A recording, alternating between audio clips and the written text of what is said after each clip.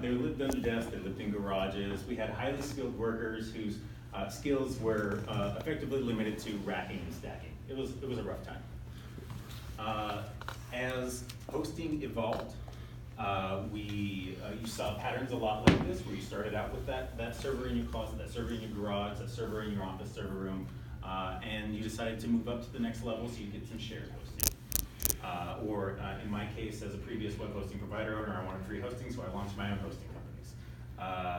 Then you realize that really sucks, being able to see other people's code on the server, because back in the days of Plesk and cPanel, that was the norm. You could telnet into the box and CD up a couple directories and see everyone else you were sharing the machine with, and most of those people didn't know programming very well, so the machines were always thoroughly thrashed.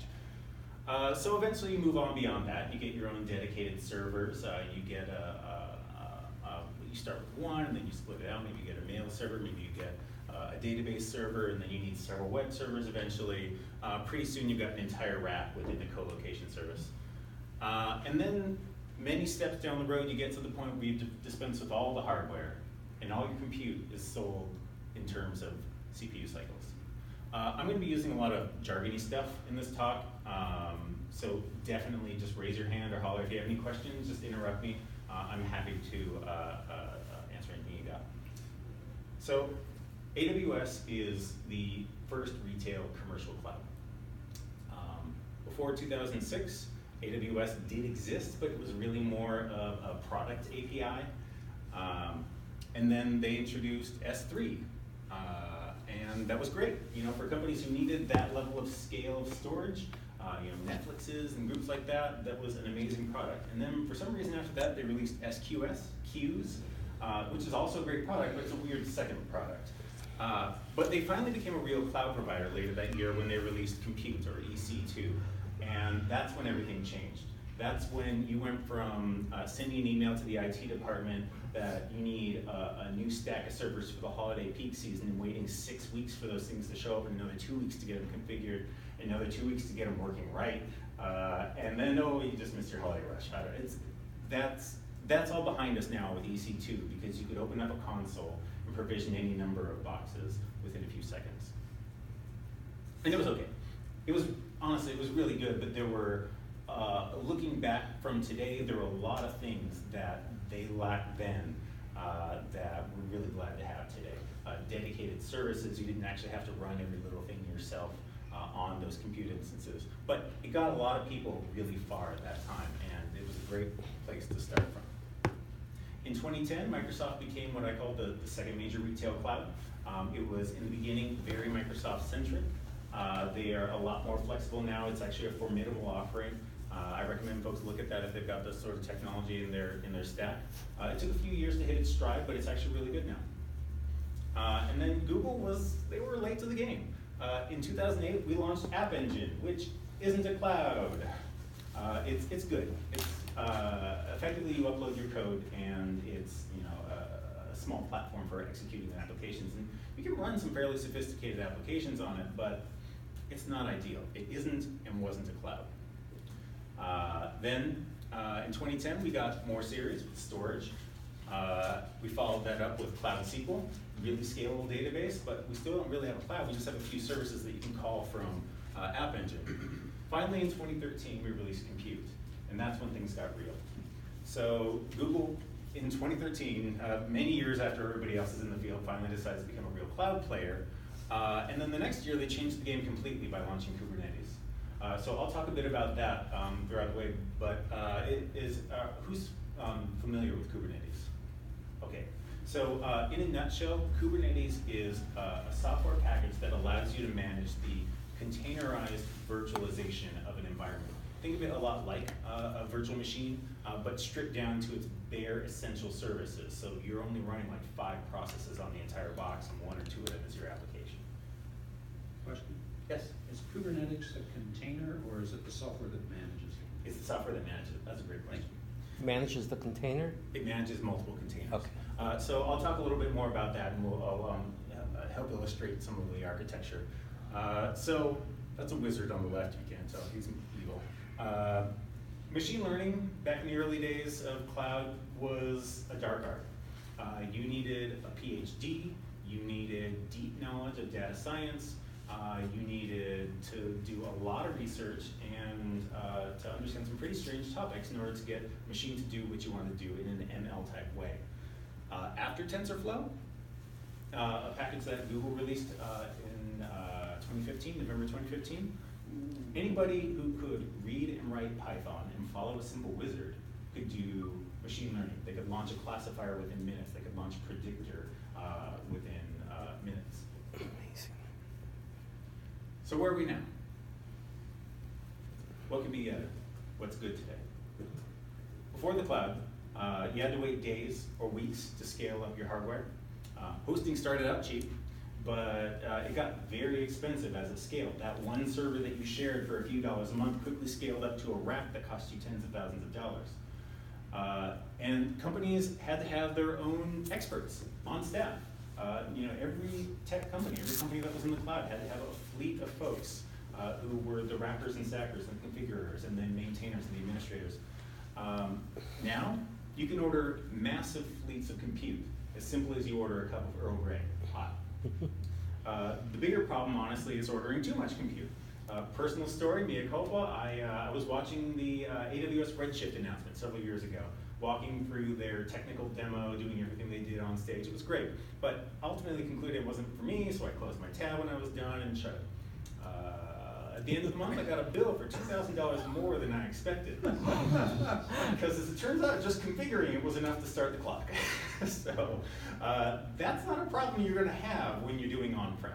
It's an interesting problem unique to the cloud.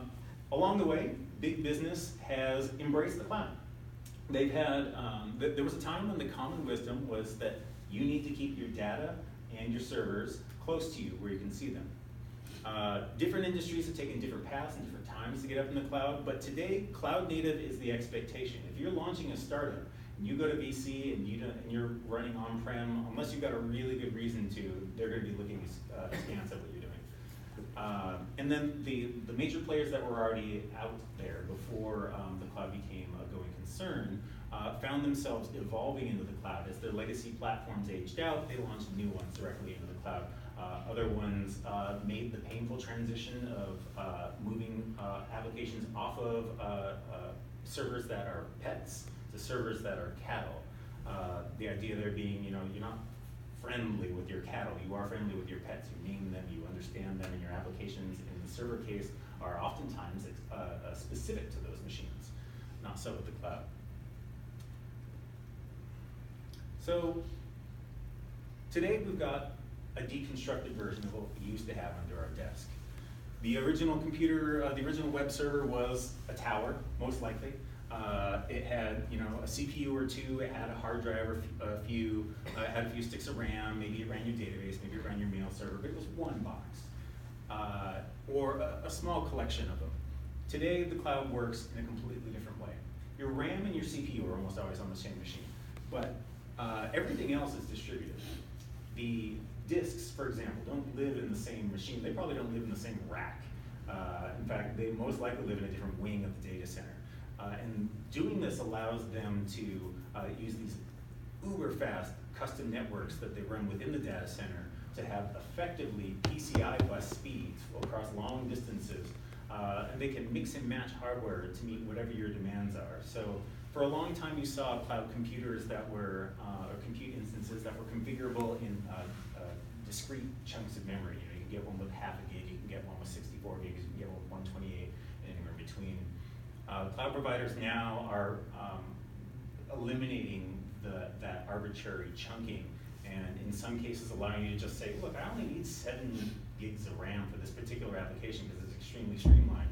And so that's all you need to pay for. When you're running 10,000 of those boxes, it makes sense to strip it down like that. So distributed, it's not just the hardware that's distributed, it's all the services as well. If you launch a database in your virtual cloud, in your virtual private cloud, you're definitely not expecting that database to be running on any of your computers. It's running as a service that's probably somewhere else in the data center, or honestly, in the case of Google or AWS, it may be running distributed globally and you may be talking to an instance of your database that lives on the other side of the world. But again, with these dedicated backbones that are run between these data centers, it's as if it were right next door. Excuse me, can you Yes. talk about how the, are you paying for the database, or are you paying for the instant, I mean, if I was buying some computer time, I'd pay for the computer time, hello. But if I'm buying access to a database that's running on the cloud, what am I, how does that work? How do I pay for that? So in the past, you would pay for hours of instance hours. This is evolving as we get more to platforms as a service, so that you're paying for the individual components of what it takes to run what you're talking about. So you would pay several different prices that add up to one. So one component of the price is the storage, and one component of the price is the compute, and one component of the price is the network egress. Generally in the cloud, the expectation is that you only pay for egress data, by the way. The idea there being any data that's inbound, any data that's ingress, you really don't have that much control over. If somebody decides to attack you, for example, they could flood you with data and bankrupt you if you were being billed for ingress. So generally speaking, you're dealing with that kind of problem.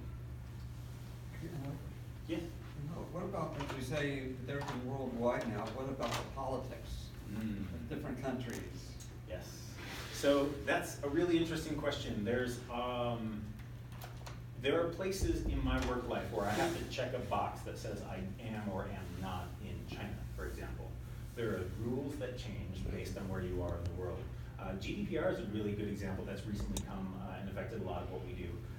If you're doing business with anybody in the EU, you have to think about these things.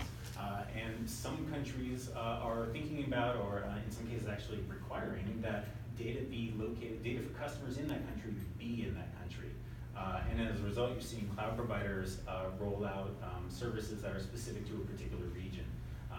That way those customers can enjoy them as well. So today, a lot of crazy ideas have become the norm. I once had this harebrained idea to take all the APIs of my company and launch them all as individual deployments, effectively discrete applications. I thought about it, and actually wrote up a little bit of code for it. It was kind of cool, but in the end, I called it an interesting mental exercise. AWS calls that Lambda, and they make gobs of money off of it. In Lambda's case, you write a JavaScript function or a small application, and you upload, or a large application, honestly. You upload it to their service, and it executes on demand on whatever hardware that it can nab to do that job at that moment. You pay for the network transfer, you pay for milliseconds of CPU. And your cost scales based on how much RAM you're allocating for that particular application. Another instance, you guys remember the computer virtualization craze that, in my experience, it peaked in like the mid-early 2000s. There was a proliferation of virtual machines in corporate offices. And it was great. I had friends who, as a hobby, wanted to build massive computers at home and run every single application in its own VM. That's cool. Sounds like a lot of work, but as an academic exercise, I totally get it. Totally get that. But then people would do crazy things like run containers inside a container, so you could have a NES, a Nintendo console running in a virtual machine inside of another VM running on top of your Windows machine.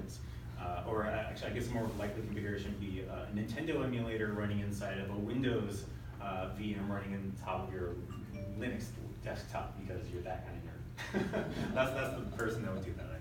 I may have had experience with that. But now that's called Kubernetes, right? Now it's the norm that you have nested layers of virtualization, and all that's enabled by the massive reductions in compute costs that we've seen over the last couple decades.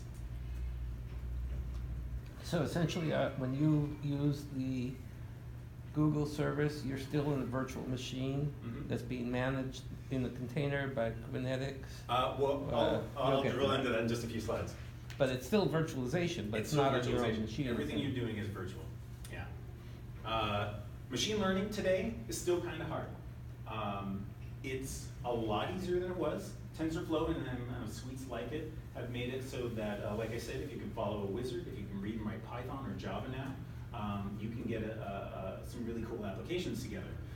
But there are a lot of things that are still not quite nailed down. I was having a conversation with an ML expert at work the other day, and the topic of layers came up. This chart in the background represents the actual internals of a machine learning model. The specifics aren't important, but what is important is that you see 4 columns there. Those are the layers.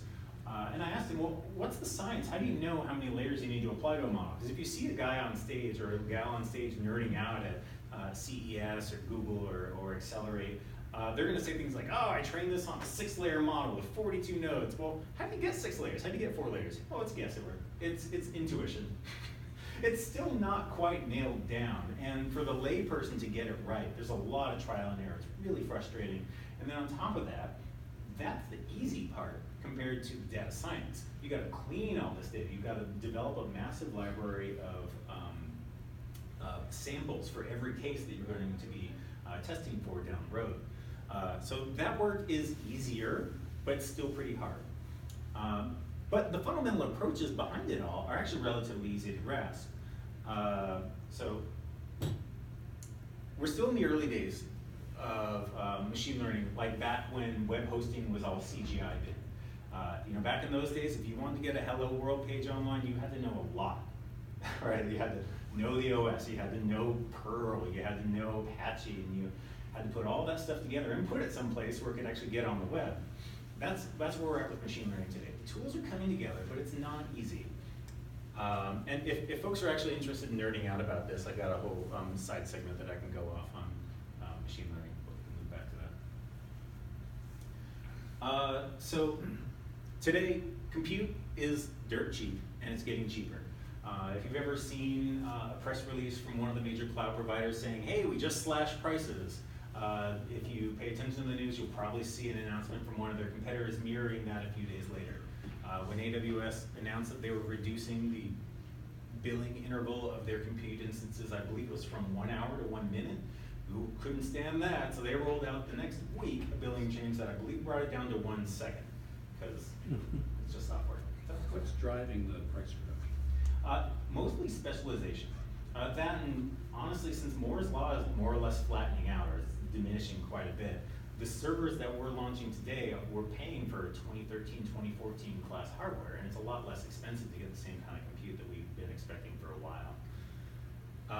That and we're just finding better, easier ways to do this stuff cheaper.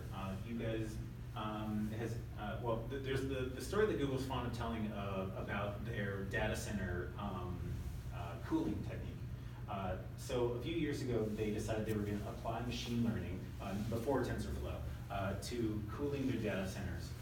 And they did a whole lot of modeling, a whole lot of learning. What they found eventually is that they could cut their data center costs by about 80%. And they ended up running a data center that's unlike most other ones that you've seen. The data centers that are running this are hot. They're running about 80 degrees Fahrenheit. It turns out the difference between 80 and 50 isn't that big for your hardware, they found. And so given the mean time between failures that they're expecting and the performance that they want to get out of the machines, this system tuned them into parameters they never expected to see. But as a result, their costs were slashed. So really interesting benefits coming down the pipe there. So are there direct comparisons of the cost of using these services versus running your own computer or running your computer hosted, or does it, is it still a premium service, or is it really truly cost effective now? I think it's really truly cost effective. A lot of the services that you're paying for, if you go to DreamHost, or well, not DreamHost, but if you go to a lot of the other inexpensive hosting providers today, if you look under the covers, they're just running on AWS. So we're just taking that stuff and slicing it up for you. And you can run, I've got a business that I launched in 2006, and it's basically a passive income site.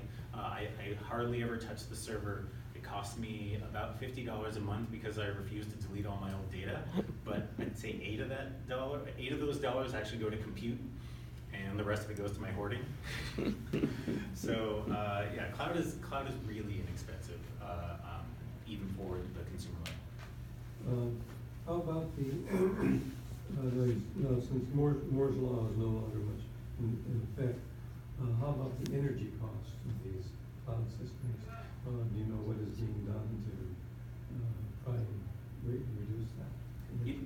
Their environmental controls were a large leap in that direction. I know Google's spending a lot of time and energy on alternate means of cooling their data centers. One of their more recent launches was in Singapore. Singapore's hot. Right, you can't just do passive cooling there like you can in other places. They ended up with a really interesting solution where they were pumping seawater into the system to use as a two-stage cooling. They're highly incentivized to reduce their own costs so they can pass the savings on. I can't talk about some of the other things they're doing, but they're definitely driving some of that stuff. Microsoft recently announced they've got a data center in the ocean. Yeah. That'd be so using the ocean to cool it. Literally. It's hard to service, though. What's that? It's a little challenging to service. Yeah, but it's also, they also purchased 10 years of wind power from, in, I think, Ireland. Oh, wow. They basically bought a wind farm. Green computing, I think, is it's going to be a lot of ice in the future. I don't know if we're going to see a point where the cloud says click this checkbox and we'll switch you over to clean energy, which really means that you'll be allocated in a slightly more expensive route whose juice is coming from solar or wind or wherever. But you probably will see that, my guess, from one of the clouds at least before too long. So today, IoT is just getting started. There was a time when wireless home routers only allocated via DHCP like 10 IP addresses. I experienced in the early 2000s a LAN party at somebody's house, and after the 8th person connected, nobody else could get on because DHCP wasn't serving up any more IPs, and that was just normal. That was expected. Now with all the IoT around my home, I'm thinking about opening up the second class C, /24, so I have more IP space. I'm an outlier, but that's not going to be so crazy in the future when you're looking at a world where if you choose to embrace IoT at this level, every light switch in your house could be IoT enabled, or the light bulb directly, or your appliances. How many light switches do you have in your home? And then how many other electronic devices that you wouldn't mind controlling remotely or monitoring remotely, like the temperature of your freezer, whether or not the door is open, things like that. Each one of those, think about having an IP. Each one of those, think about dishing out data in a constant stream. All the data that I generate in my home IoT network goes up to the cloud. We were talking about consumer pricing of the cloud. I upload data through, I send my data up to PubSub, and I've got such a small scale of data that it won't ever cost me anything. I think I'd have to 1,000x my data flow.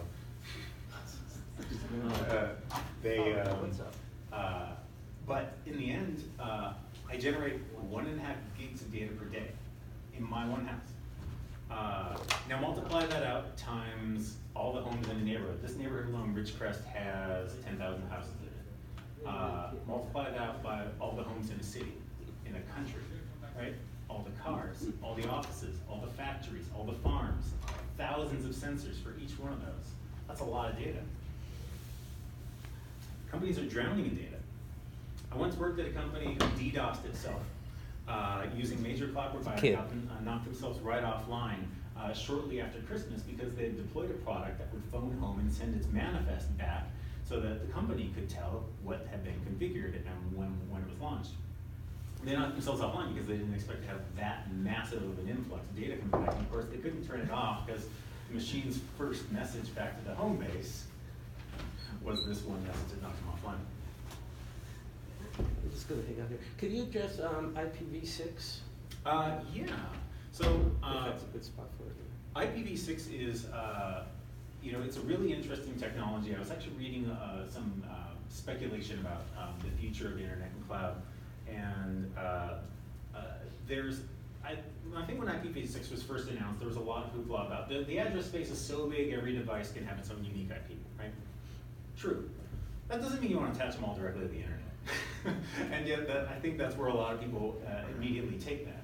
You can have your own IPs, but still have them natted, have them behind a private wall that makes it so that to the internet, you've just got one firewall and everything else behind there is protected. you definitely don't want, a good example of this stuff going awry recently, folks were having their Chromecast taken over remotely, and people were playing random content to them because it was exposed to the internet. You know, a printer, a NAS, heaven forbid, your computers, having all that stuff direct attached to the internet, no bueno. So IPv6 is good, it's just Yeah, what's the status? I mean, frustrating. That's the other frustrating part of it. I don't know. I honestly don't know where we're at. I understand that that things are moving forward every year, but I've yet to encounter it on a day-to-day basis. Even with all the work we do in the cloud, we're still talking about IPv4. Are we still in danger of running out of IP addresses? Or is that The problem problem, solved? that's part of the problem. That's why IPv6 isn't being driven forward. There were a lot of pockets of the internet that had these massive collections of IPs that they were just sitting on, and they, out of generosity or for profit, a lot of these companies are selling them to ISPs and other companies that have greater use for them. That's why you're seeing the proliferation of these free DNS services, 8.8.8.8, for example. I don't think it was IBM, but like some major computer company owned that space before that. Actually, I think it was IBM because all the 8 dots belong to one company. and then NAT has solved the problem. Exactly, and then within networks, NAT allows you to have an entire internet's worth of IPs inside of your own private space.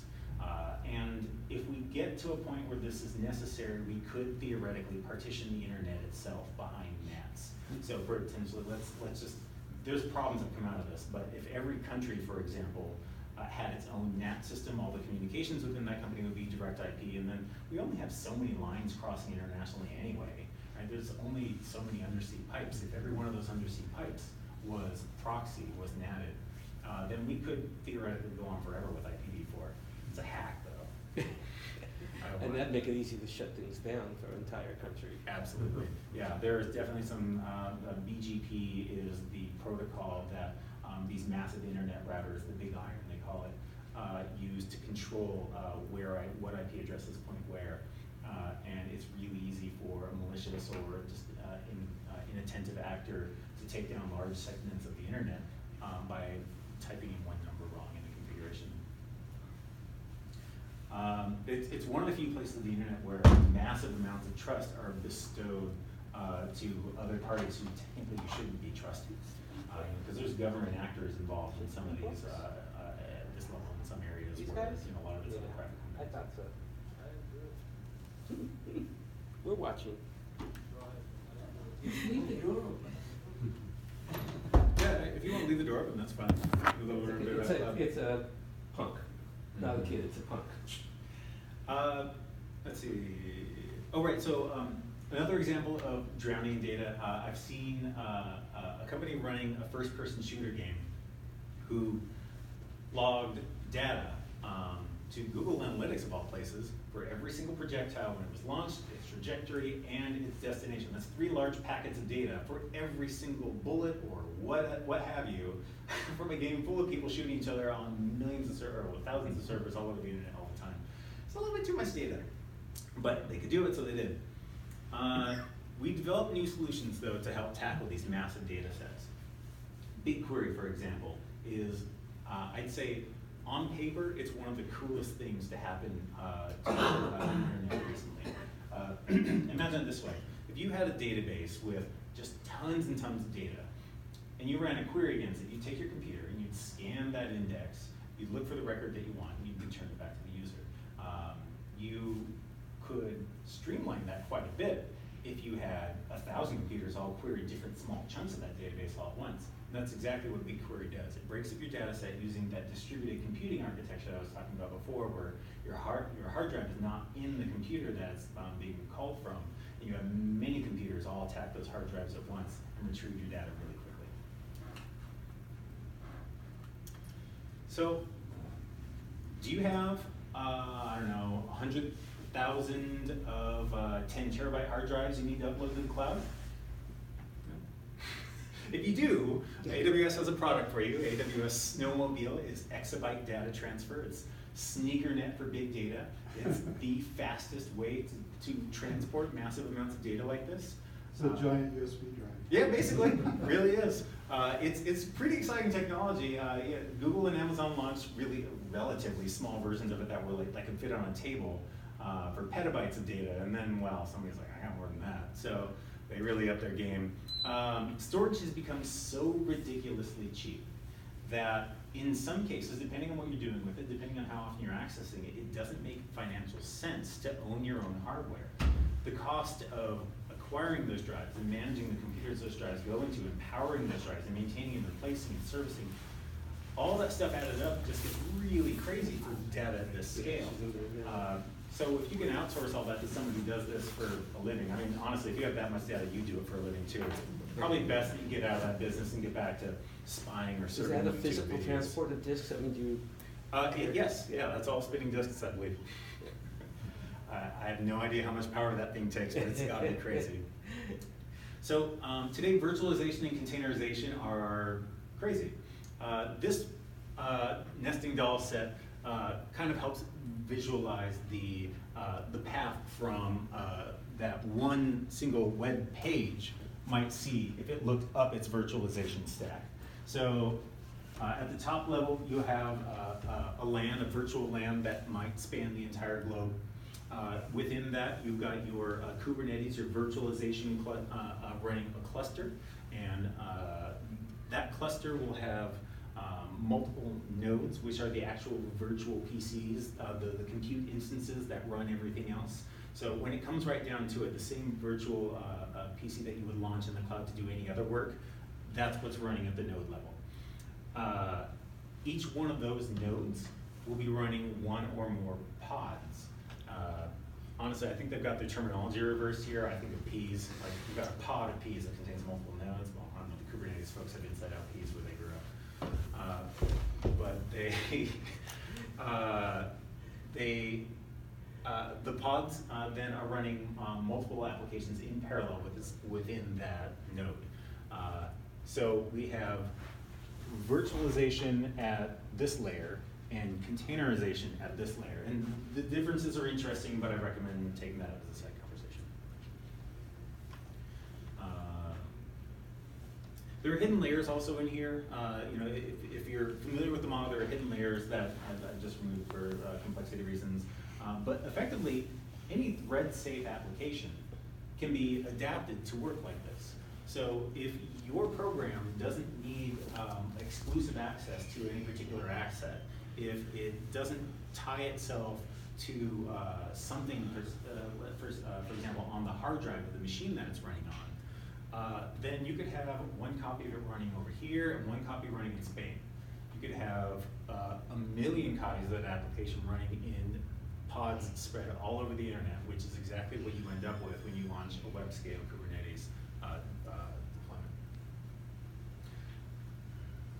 So today, your user base is global. You can deploy redundantly and globally within a few clicks. So if you have an entire environment that's been set up and configured to run in North America, you could replicate that environment to Europe relatively simply, depending on how you deployed it, perhaps with just running one script. You can take an existing Kubernetes cluster and launch new masters for that cluster on the other side of the world. You could take an idle copy of your entire infrastructure and use it to flip back and forth between two complete launches for what's called blue-green launches, or for disaster recovery failover. Maybe use AWS for one and GCP for another. Use West Coast for one and East Coast for the other. If something really catastrophic happens, well, at least people can still buy scarves. It's actually, but less flippantly, it's actually really important for companies to be able to distribute their data. And despite the fact that you can have, I think we're up to 6 nines of storage reliability now. Like it's crazy how reliable storage is. Despite that theoretical amount of availability of your data, it still makes sense to have it copied somewhere else, because you could have data that'll last for a million years in data centers, but it won't last very long if somebody accidentally deletes it all. Right? You can take data replication and master and make that web scale Everyone's familiar with this old comic. It's possible to have all this stuff if you've got the budget. So my predictions for 2019 and beyond. I'm going to tackle this list from mild to wild. So first, in the future, I believe IaaS, infrastructure as a service, will take a back seat. Companies want to do business. Devs want to dev. They don't want to run servers or manage the IT stuff. They just want to do what it does that makes them money and lets them go home at night and feed their family. So why deal with all the extra work, OS management, patching, and all that stuff, when you can just upload your code? That's the appeal of infrastructure as a service. Many folks say, once they've made the conversion, if it's reliable, if it's scalable, if it's secure, if it's fast, why not? There are some cases where this doesn't make sense yet, but it will. You know, as we go further down, you know, as you move. Turn the light off so we can see that slide better. As we move further to the right here, ideally on the platform as a service or PaaS level, you get to the point where you're just thinking about what you want to do. When you get to the software as a service level, you're basically buying somebody else's software, which is good if your entire application runs in somebody else's package, but most websites these days are, most major websites are custom applications. I believe in the future, security revelations are going to make us rethink everything we think about the internet today. That's not an exaggeration. Recent massive hardware level vulnerabilities were just beginning. We've got Spectre and Meltdown and Rowhammer and Throwhammer. There's crazy stuff out there that nobody dreamed of 10 years ago, 1 year ago. You've got rumors of devices that have hardware that's been modified in the factory in phones home. These things may be rumors, but those same concepts have been around for a long time. Anybody who's been in hardware for long enough knows that you have to QC everything that you get back from the manufacturer because you don't know what happened when it was there. That's why you see cloud companies like Google literally building their own hardware from the CPU up. You can expect an upheaval followed by big shifts in how we think about tenancy, for example, in the cloud. You'll see massive IoT-driven botnet attacks that take down some or all of the internet, the effects of which are going to have a massive technical and cultural impact. These are things that we're going to be talking about, like 9/11 in the future. I know it sounds scary, but when you've got botnets out there where a large portion of every one of those IoT computers that's been deployed has some sort of remote kit running on it and can be taken over at any time by one of several nefarious actors, you can get a really bad scene really fast. Yeah, does Google do any thought about EMP, electromagnetic pulse, or is that? That's a tough one. It's really, Do they even think about it at this point? I can't say what they've done at the data center level. That's not the sort of thing they would even tell us. But Someone's thinking about it? I take a laptop and put it in a foil bag at home. I mean, you know, like my last laptop sits in a bag. I try not to be paranoid, but you know, once you learn enough about tech stuff, you see what's possible, and you take precautions. Hardware architecture changes to mitigate these sort of problems, though, will lead to really interesting solutions. I think, for example, like the platform as a service, the microarchitecture, or the microcomputing that I was talking about earlier. I think you're going to see a massive proliferation of that in the future. In the future, I expect machine learning to be almost easy. Here, I've got a couple of SQL commands. So with this SQL command, I'm suggesting that you could train an entire machine learning model. So to walk through this here, we're creating or replacing a model against a table of reviews. Let's say we're Newegg, and we need to weed out all the fake reviews that are coming in. We know it's a problem. And we've collected a bunch of them. We've collected maybe 1,000 or so, and we've identified which ones are good and bad. We put them all in one table. And we've got several vectors or attributes for each one of those records, each represented by just a simple column of data. This is a regular database table. The user ID, the sentiment score, the actual text of the review, the number of stars, the IP location, time, day of week, day of month, things like that. You might see more, doesn't matter.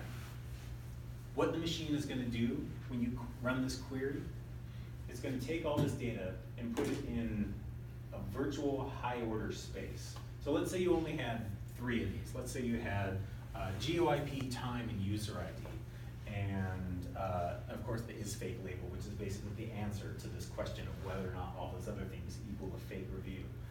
What the computer is doing with that, with those 3 attributes in the simplified model, is projecting them into a virtual 3-dimensional space. So let's say now we've got this cube where one axis represents the time, one axis is the user ID, and the third axis is the physical location, the GeoIP.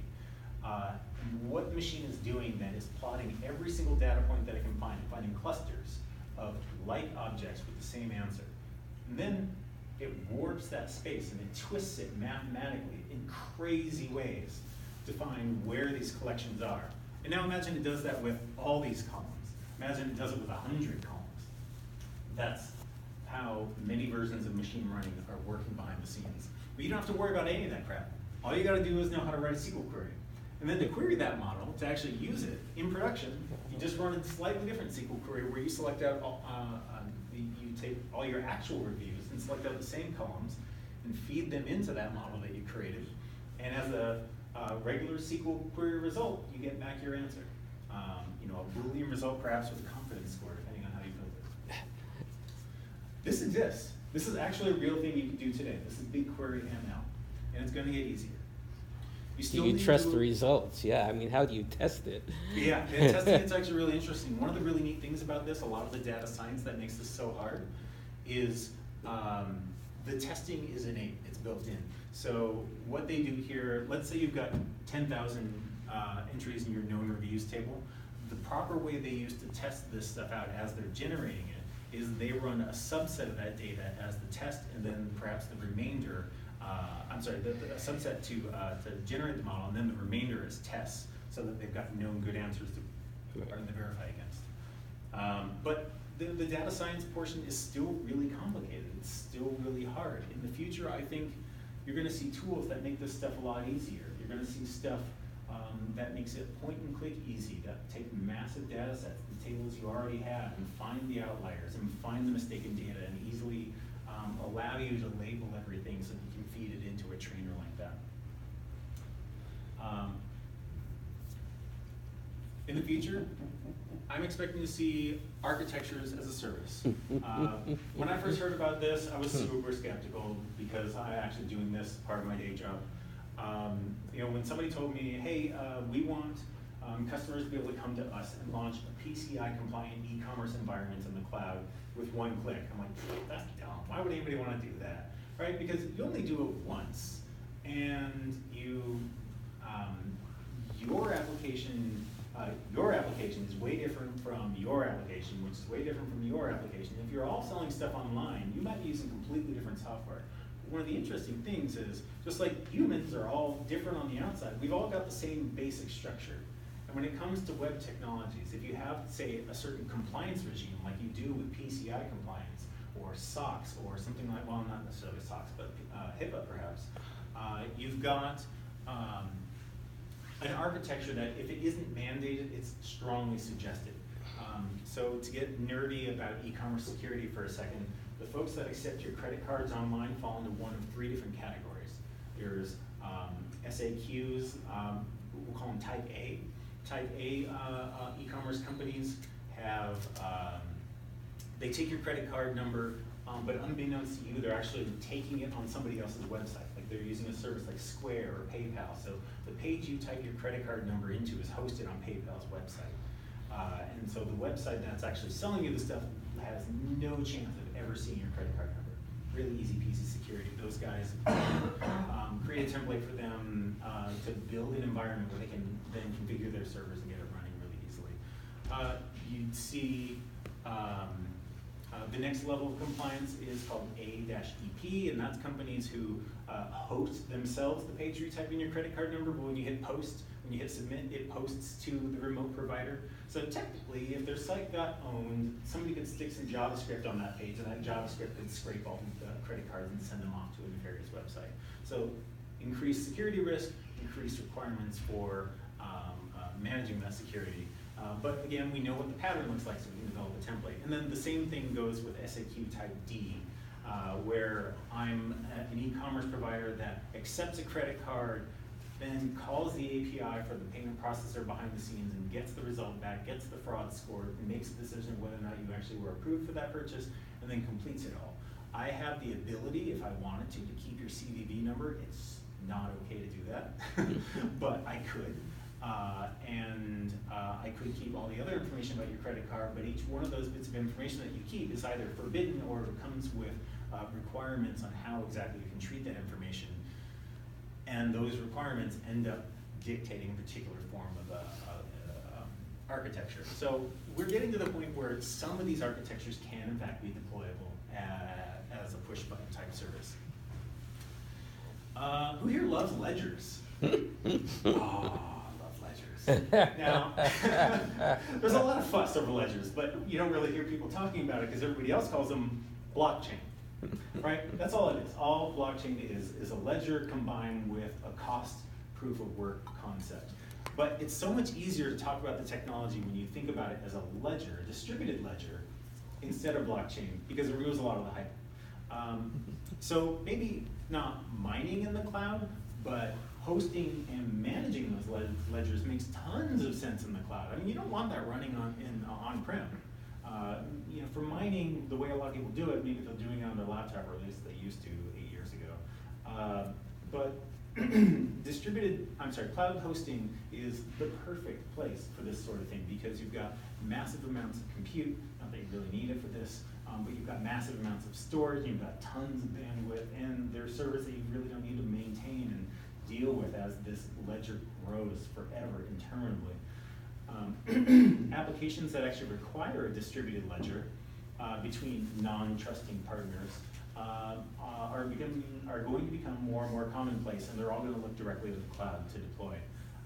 So companies that could be using it today, organizations that could be using it today, SIPs, SWIFT, NYCE, you might recognize some of those because some of those acronyms may appear on the back of your credit card or debit card or on the side of an ATM. Those are all the interbank payment processing networks.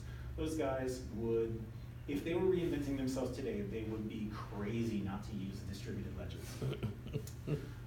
Imagine instant clearing of anything that you purchase. You buy something and it's, some banks can simulate this today, but it's not actually happening, where they debit the money from your account instantly. With a distributed ledger type technology, you could actually do that. Except that they're so slow, you can't. But they are. So distributed ledger can be really slow, but if done right, it can be actually lightning fast. Because effectively all you're doing is saying, I've got a list, you've got a list, let's use crypto to keep those lists in sync. Right. If you're not using any sort of proof of work or things like that, it becomes a lot, or if you're using a more lightweight proof of work, it becomes a lot more easy to maintain and manage. Other industries that could actually benefit from this: healthcare, credit, personal credit scoring, power generation, things like that. These are all applications where you have multiple players that need to talk to a database that you would definitely keep private. Don't confuse blockchain with public information. A lot of people end up thinking that. But if you're running a solar grid on your house and you are sending electricity up to the network, you might also at the same time report to your power company what exactly you're generating and when, and they might use distributed ledger to handle the accounting for that. In the future, security becomes more intelligent. It doesn't solve all of our problems because, as our friend Steve Gibson says, exploits only get stronger, they never get worse, right? ML-enhanced security monitoring will be a thing more than it is today. There are products out there today that allow you to do this sort of thing. Google's got one that they call Cloud Armor. It's got some really cool stuff in it. I recommend searching that one. But in the future, you're going to see cool things like opt-in threat detection. The same way you've got Gmail spam protection, that's basically the network effect of everybody who receives email helping prevent spam from showing up in your inbox. You might see the same thing for threats online, more and more in the cloud. Proactive threat defense. And we also are going to see, I think, a massive evolution in the way, or at least an evolution in the way that people approach open source software libraries. So this is one of my favorite rants. I like to include in every talk, whether or not it makes sense, but personally I've got a good angle here. If you are running a web application, you should never, ever, ever, ever, ever, ever, ever launch that application to production using libraries that you've pulled down directly from some sort of package management system. Ever. I say that because these package management systems are just massive blind repositories of code that somebody could upload and modify and inject whatever malicious code they wanted to in there and stick it right in your program, right in the heart of your application, in your most secure environment. And this isn't pie in the sky. This happened 2 months ago in a big way. There was a guy on GitHub who had a very commonly used library who he built it, but he wasn't interested in maintaining it anymore. So when somebody came along and said, hey, I want to maintain this package, he said, sure, right? That's the open source community way. You're friendly, you're contributing, you're donating your time and your energy and your spare cycles. So it didn't seem suspect to this guy when somebody else offered to take over a package. Well, a few days later, cryptojacking code showed up in there, and anybody who was running that library in combination with another crypto mining package had their Bitcoin stolen. So was that done at the binary level or at the source level? It was JavaScript. It was Like, JavaScript. There was an amazing bit of sleuthing that happened in the bug thread on GitHub, where people walked through the code, and it took some time to figure out exactly What was this guy called? did. I want to research this. So what was the package I'll have called? to grab that in. Okay, it's information. not bad. I'm just curious. But so, are you saying that we have to, anytime we use something, go with the source with JavaScript and review it by hand? Ideally, but no. Okay. Because the exact same thing can happen with package software that's compiled, right? That has happened as well. There have been cases where, let's say you are running a Windows binary that you download from some company, and that company had their DNS hijacked, and that DNS is pointed at a malicious server where they've got an identical looking version of that binary, but it's got a little payload that you weren't expecting. So it can happen to anyone, but in your web application environment, there are relatively simple ways to sidestep this problem, or at least to mitigate it. Today, the most common way to do this is to just pin the versions of software, but GitHub may seem immutable, but it's not. I could upload a version of software, then delete that version and upload another version that's got malicious stuff in it 6 months later, and everybody who's pinned to that version gets my malicious software. Won't that have a different hash though? Yes, potentially. So- Yes, it would. In Git, it would. So you'd if want you're to pinned check- to specific hashes, Then you're okay. then you're okay. Or at least better. Nobody does that. All right. You know, in your package.json, for example, if you're running a Node.js application, you say the version number, or the max version number, depending on how you want to do it, that you want to pin to, but that's it. So my recommendation, if you find yourself in this situation, is grab all the packages you need, vet them in whatever way makes sense for your application and your risk profile, and then freeze them. Put them in your image, lock them down, and make them part of your code repository in one way or another. I like to do this through a base image for your server, so that effectively what you've done, if you're running raw compute instances, infrastructure as a service, you create a new server instance, you install absolutely everything you need, and then you take a snapshot of that, you freeze it. Whenever you want to launch a new version of your application, you restore that, and you want to put the latest version of your application that you know is good on there. And everything else has been snapshotted from 6 months ago when it made sense to last update that. You definitely need to be on your toes and monitor for threats and patches to the packages, but this is the best solution I've got right now to that sort of problem. In the future, I would expect the culture of open source software to evolve a little bit, so that we are maybe perhaps able to subscribe to notifications when packages change ownership, or when actually be notified proactively when a repo on GitHub that you've deployed in your application issues a security vulnerability. Like now, if you're running some NPM package and there's a vulnerability release, you find out probably the hard way, or through the grapevine, or through some mailing list. GitHub won't tell you. The developer won't tell you. I think we're going to see that change. I think we're also going to see code repositories themselves implement a degree of proactive scanning and threat If you like Silicon Valley, you'll know where I'm going with this one.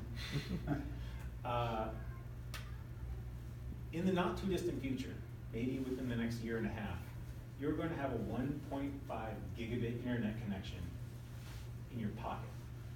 5G is coming. When 5G gets here, you'll have faster connections to your phone than you do at home, almost assuredly. When that happens, really interesting things are going to open up.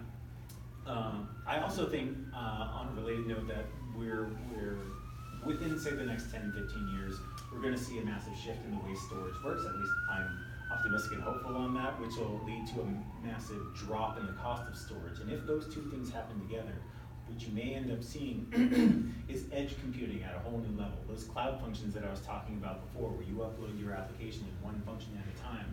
Imagine instead of having deployed to 100 servers distributed across the world, you had it deployed to 1,000 mobile phones distributed to the exact environments where your users are most likely to be. And that code can be executed just as an API call to your neighbor's device, and they never know what happened. They could opt into being able to do this in exchange for cheaper data rates from their cellular provider, and their cellular provider then in turn collects money from, there's things to work out there. But Are you talking about actually storing your data on somebody else's phone? yes, and when I first saw that episode of Silicon Valley where it talked about that, I'm like, well, I could easily, like the whole reason that DVDs were cracked so easily is that if you put a secret in a piece of hardware, people are eventually going to get to it. If I put my data in your phone, if you're enterprising enough, you'll eventually get to it. Well, there are ways actually to avoid that. Apple, for example, I believe was one of the first phone manufacturers to release what they call the secure enclave. Your phone is actually not just one computer, it's a whole bunch of computers all stacked into one device. There's the main computer that you think of as your phone. There's another subcomputer that actually does all the telephony. And then there's another computer in Apple and other HSM-enabled devices that is just in charge of crypto and security. So you send things in there to have them encrypted or decrypted, or you have them sent in there to sign, or you get a specific and globally unique ID for from your device through this module. Well, using that exact same technology and the fact that phones are coming out with 4, 6, and 8 cores, who needs 8 cores on their cell phone? Well, they're doing it. If we applied that same concept to the processors that we have available on our phones today, you might be able to cordon off 1 or 2 of those cores and make them an impenetrable second computer within your phone that would allow this sort of technology to take place where, and the only cost to you is the extra battery. But that's made up for by the fact that, I don't know, perhaps you only enable this feature to work when it's plugged in, or there are ways around that. Maybe battery life gets really good by then. The point is, we may see a really interesting shift in edge computing in the not too distant future. Interesting. And I mentioned a massive shift in storage.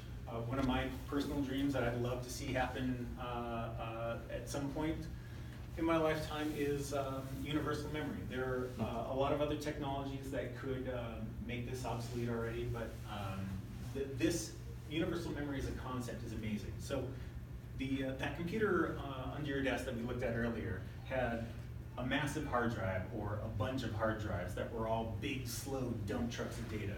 And then they had a few sticks of RAM, which were small, but really fast.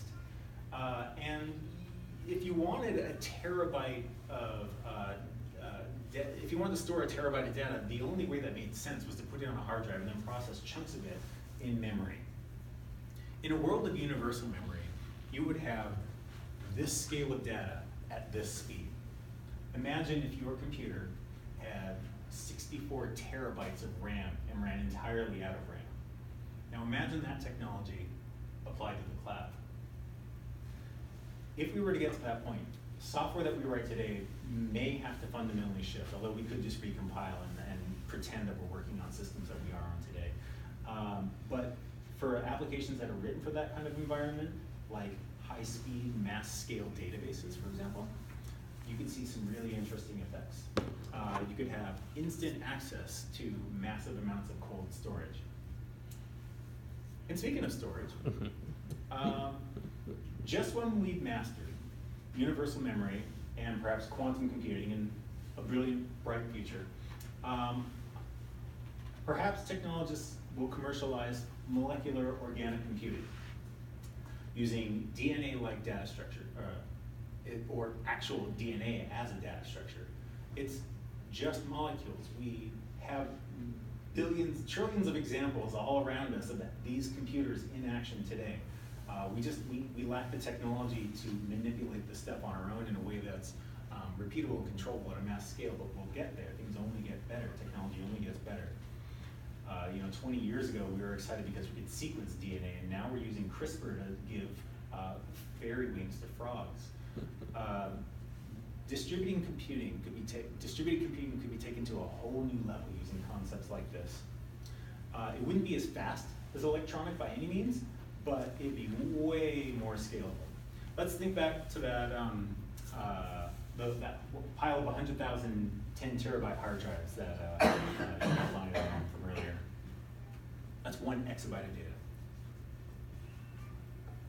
It's a lot of data. In hard drive terms, 3.5 inch, that's 6.5 cubic meters of hard drives. That's 100 metric tons of hard drives. That's 4.5 grams of DNA. If we could get the read and write processes down for this, which is something that we are already able to do, but on a much slower scale today, you could see a massive shift in the way we do computing. I think that would be an amazing place for us to end up somewhere down the road. Practical cloud applications, if we were to get this stuff in the not too distant future, crazy distributed database, crazy cold storage, bulk data transfer like you wouldn't believe. You know, my concern is when you start doing that with the human body, and these bots and whatnot, which are all programmable and all hackable, and you know, why would I allow anyway that someone else could program me? I agree. You know, suddenly I am the robot. Yes, but so it's frustrating because this is the positive side of that coin, but there's so many things on the dark side of that coin, and yet we're going there inexorably. Right? Scientists are taking us there. I like to think of the nice things we can do with it, but there are some problems that we're going to have to overcome in the not too distant future. And in fact, right now with all the brain technology, we're definitely in that sphere. Absolutely. There's some interesting stuff in the pipeline. All that said, I think the future's bright. In summary, the cloud started out slowly, but it quickly became the norm. The current state is exciting, but we have a lot of things that we can do to make it better. As a wise man once said, things are going great and they're only getting better. The future of the cloud looks amazing, especially if we break through with a few key technologies. The future's so bright, gotta wear shades. All right, thanks folks, that's my talk. You have time for some questions? Yeah, absolutely. If no one else, I got one. Can you go back to the Kubernetes and what's involved? You have to, it seems to me there's a whole bunch of steps there. How hard is it to set this thing up? You've got to have to build a virtual machine, a container, get your data lined up, figure out how to test the darn thing, and then distribute it. How hard is it in real life? In real life, you take all the effort you took into building up your server infrastructure physically, and you rejigger all that into text files.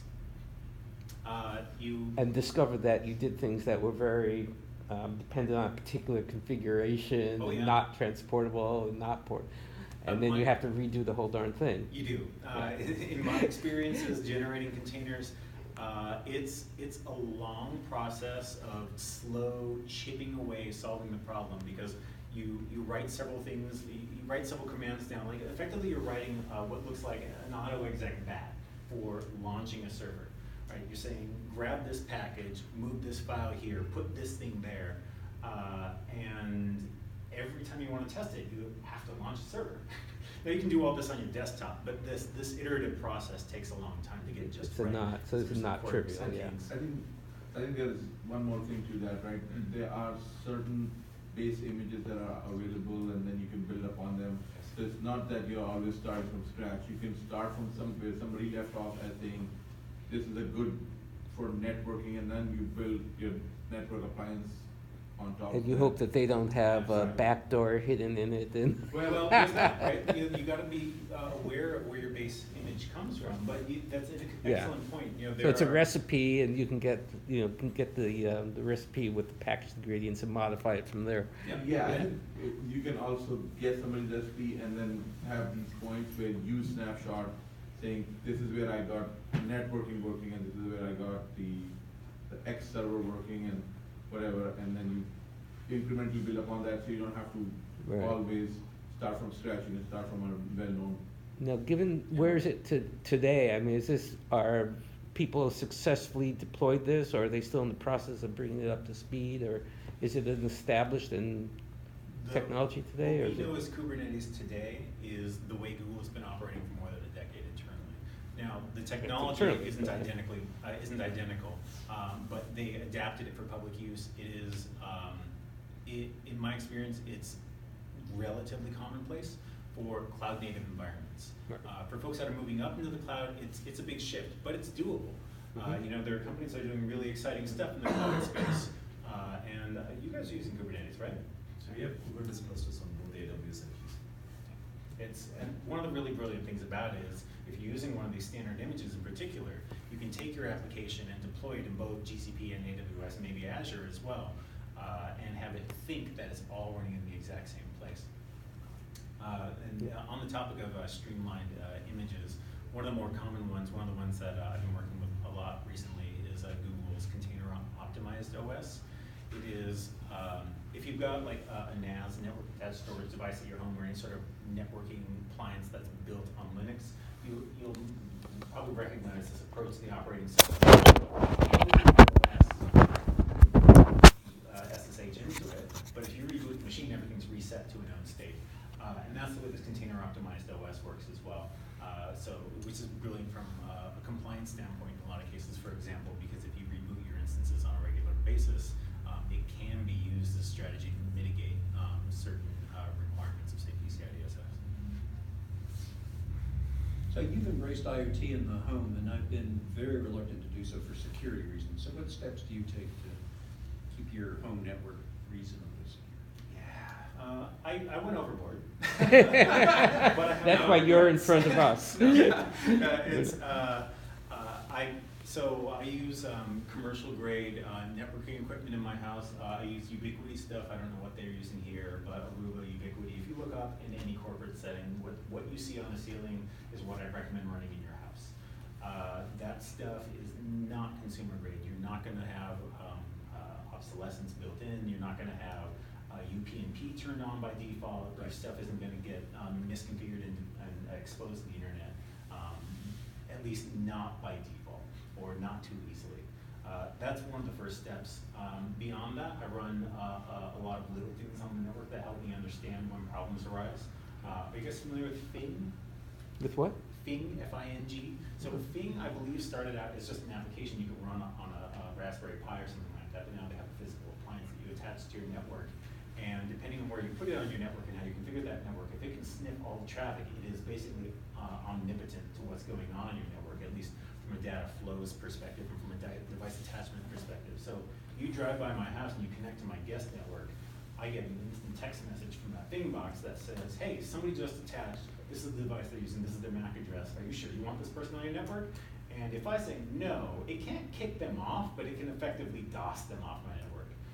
So they'd have to be pretty tenacious to get around stuff like that, which is, it helps me feel more comfortable about the fact that some of my IoT devices are running their own access points, for example. Mm. You know, and you can't disable crap like that. Sonos speakers, for example, if they lose access to the internet, they just fire up their own AP and let anybody connect to it.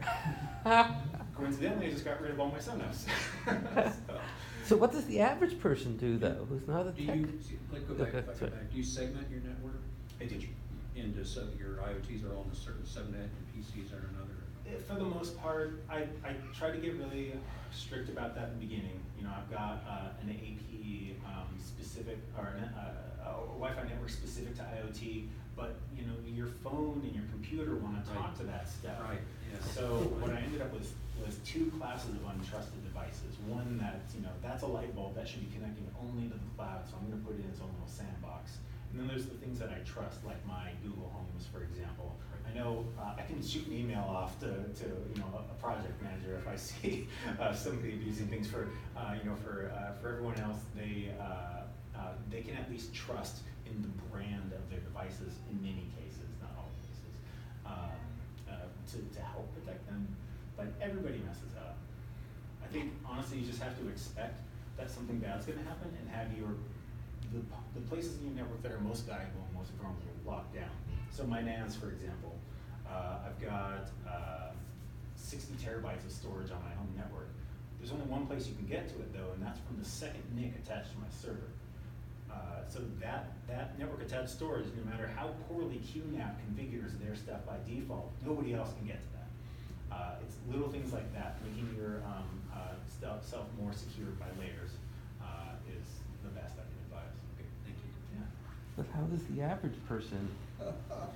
The average person buys good hardware. They don't buy the cheap router that they find on Amazon or Newegg. Yeah. They do not, under any circumstances, use the Wi-Fi that their ISP gives them. They try not to buy really, really cheap light bulbs and things like that that are internet enabled. Because the odds are those things are, some ESP8266 micro Wi-Fi processor that someone just slapped into a light bulb with a relay and sold you for $2. They didn't spend much time locking that thing down because the demo code that comes with those devices can do exactly what they need it to do. So, yeah. And I think one more thing to add to that is basically always keep your firmware updated. Yes. Yeah. For those. If you can enable auto update, for the most part, I recommend doing that. There are very few cases I've seen in the wild where auto update led people astray. But just keeping yourself updated in the first place is key, because most of our hardware devices attached to our network, your airport extremes, for example, if you have those, or any old routers that you have, until very recently, most of those guys weren't offering auto update. So I recommend to everybody, when you get home tonight, go home and upgrade your Wi-Fi router firmware. And if you're using Comcast or CenturyLink's Wi-Fi router, head down to Best Buy, get a Netgear or something like that.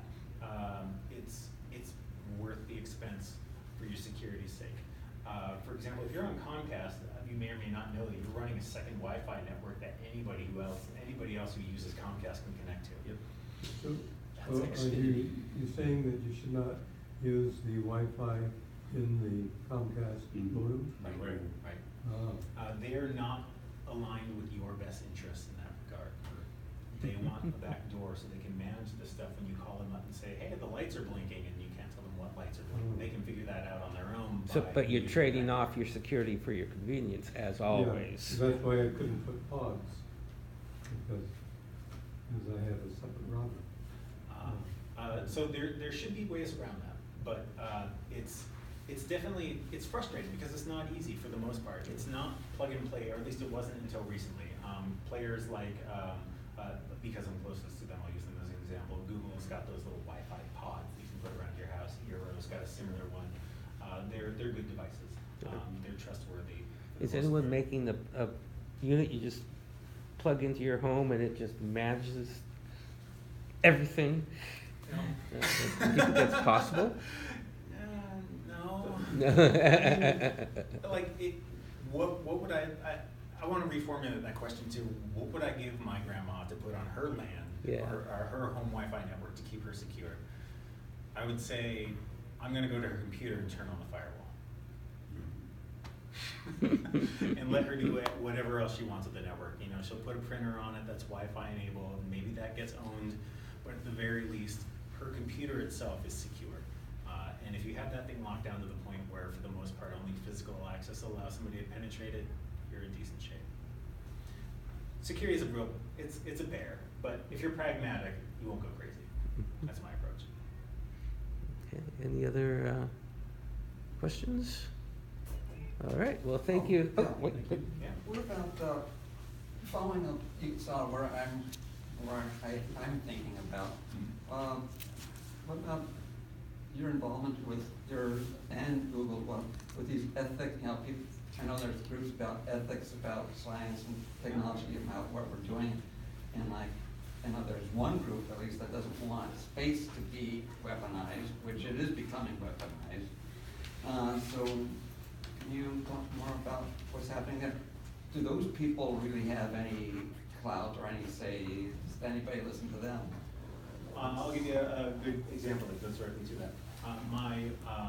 One of my teammates recently wrote a solution paper, a white paper on that involved machine learning, and it was using a canonical example that was put out by the college that had originally done the research on this particular topic, which was going to use basic facts about a person's birth and early life to predict what their lifetime income is going to be. Well, they ran that by MLethics, and MLethics said no way. Right, and for reasons you could probably intuit, but we have departments inside of Google, and I'm sure other big companies have the same thing, where they run it through a couple different filters. You know, there's an ethical filter, there's a PR filter, and those things have to be abided by. I haven't run into that personally myself, but I understand it's pretty frustrating. Of course, as where everything is global, it's also, you have nobody has any real control. It's true. So, There's a trade-off there. and even as they say, where you have these server farms in other countries, well, the current government may be in joint and working with you, but all it takes is a revolution or who knows what. Okay, so I think you were actually heading in a slightly different direction than what I thought you were. Well, it's various directions. There's, folks have probably heard about the Dragonfly thing that Google has been doing recently, where we're trying to do compute in China, and I won't get into the details of that or the politics of that, but it's all published online. Google's trying to bring their services to the world, no matter what conditions those people are living in. And there are very compelling reasons on both sides as to why you should or should not be, for example, deploying compute services in a communist regime. I don't know much more about that, but I know folks get very passionate about it inside the company. I think the idea of government is slowly coming into kind of, I think government are not the source of power anymore. I think based on that security talk by one of the talk that happened here, right? I think I'm more afraid of Google, Amazon, Facebook, because they have much far reach, much more control, much more impact on a global level than any single government, including ours, right? So I think things are changing in what you need to be skeptical of. It's not just the government anymore, or any single government. Yeah.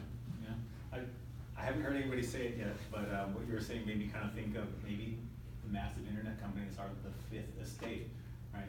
They're yet another major part of our lives that we don't really think about, but they can control a lot. I've been thinking about them a lot with all the Facebook stuff in the election. How secure is your data on the Google services or the Amazon services? I assume Google isn't going to go poking into my database in general, but if they get a warrant, are they allowed to just go into my database if the police say do it? So the first part of the question, Google goes bananas with encryption. Your data is encrypted at rest, it's encrypted in transit, and the only place that you're going to find your data that's not encrypted is within your own VPC, within your own virtual private network, because nobody outside of that network can actually see inside. They get some of your packets. That said, we're actually moving towards encryption within the VPC as well, in any place where we can. So from that perspective, Google can't see your data. And part of the way that works is your data is sliced up and encrypted. And then we take the key that we encrypted with and encrypt that. And then we rotate the keys on a regular basis. And depending on what we're talking about here, the regular basis is in the order of minutes, potentially. For most things, you're going to see a little bit less frequent. But yeah, you can have and you can actually do all this stuff in your own web applications. So does that mean if the government comes in with a warrant, they simply can't get to the data because it's for the most part? There are probably ways that you can get at certain pieces of data. I don't know the details on that, but I'm comparing as an outside observer what Google can do to say what Apple was able to do or potentially able to do with the San Bernardino situation. Is that why they go for metadata instead? A lot of times, yeah, metadata is relatively easy to grab, you know, they just have to nab Comcast, and Comcast doesn't care about it. Yeah, metadata is very powerful, but my assumption has always been that the pros at Google and Amazon can do a better job of protecting my data than I can, and I assume for most people that's true. That they may have weak spots, but they're gonna be less weak than me. Right, that was the shift that allowed me to move all my data up into the cloud years ago. You know, I realized that the hard drive I had on my laptop was nowhere near as secure as Dropbox or whomever else I chose to store my data in. As long as I was putting two-factor on that, I felt confident. And as two-factors got stronger, you know, less SMS and things like that,